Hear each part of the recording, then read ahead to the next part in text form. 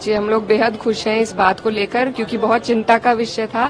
आप आइडेंटिफाई करके एक्सक्लूड नहीं कर सकते हैं लोगों को। ये तो फिर से अनटचेबिलिटी पे हमारा देश जा रहा था। तो मुझे बहुत खुशी है और मैं दिल से हमारे उच्च न्यायालय का शुक्रिया अदा करना चाहती हूँ। मेरा खुद का क्षेत्र वहां पर लगता है, तो ये जो फैसला है इसका हम स्वागत करते हैं और दिल से आभार व्यक्त करते हैं। अर्थव्यवस्था के लिए हमें और भी बहुत सारे तरीके हैं और आज से पहले ऐसा कभी नहीं हुआ गया।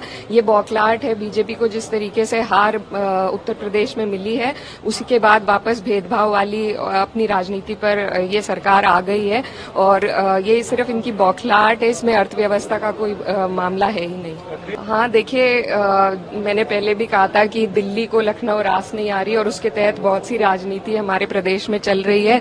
तो अभी ये तो देखने को मिलेगा कि क्या होता है। जी, हम यहाँ पर संयुक्त किसान मोर्चा के सभी किसान जो यहाँ इकट्ठा हुए हैं उनसे मिले हैं और उनकी जो जायज मांगे हैं उन्होंने सभी विपक्ष की पार्टियों के समक्ष रखी है और हम लोगों की यही कोशिश रहेगी कि इकट्ठे होकर हम पार्लियामेंट में किसानों को इंसाफ दिला सके और जो उनकी डिमांड है एमएसपी की गारंटी की, उसके लिए हम सरकार को मजबूर कर सके। देखिए, ये एक कलेक्टिव एफर्ट होगा पूरे विपक्ष की तरफ से, तो अभी इस पर जैसी भी भूमिका बनेगी उसके हिसाब से हम सभी लोग चलेंगे, लेकिन सब लोग साथ हैं। प्राइवेट मेंबर बिल आता है, किसी और पार्टी के माध्यम से भी अगर आता है या हमारी पार्टी भी लाती है, ये अभी क्योंकि आज पहली बैठक थी तो इसमें अभी तय होने में वक्त लगेगा।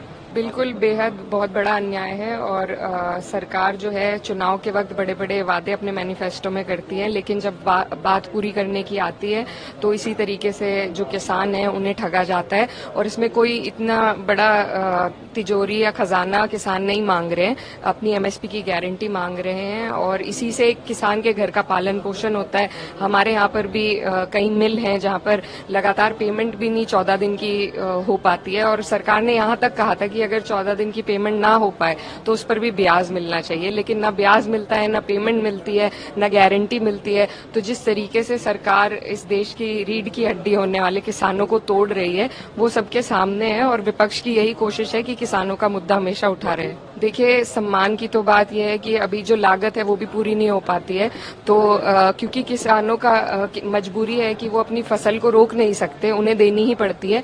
इसी वजह से किसान इतने मजबूर हो जाते हैं। नहीं तो सरकार ने जब 60 लाख करोड़ रुपए उद्योगपतियों के लोन माफ किए हैं, तो अगर वो किसानों का भी कर्जा माफ करे या उन्हें उनकी जो आय है वो दुगनी कर दे तो ये सरकार आसानी से कर सकती है। ये बस नियत की बात है और सरकार की नियत में खोट है। ये सरकार किसान विरोधी है और सिर्फ उद्योगपतियों की है और ये उदाहरण दे देकर उन्होंने कई बार जताया है। जी बिल्कुल, देखिए, मैं जो मेरा क्षेत्र है वो किसान वहाँ पर बहुल्य है वहाँ पर और गन्ना बेल्ट है।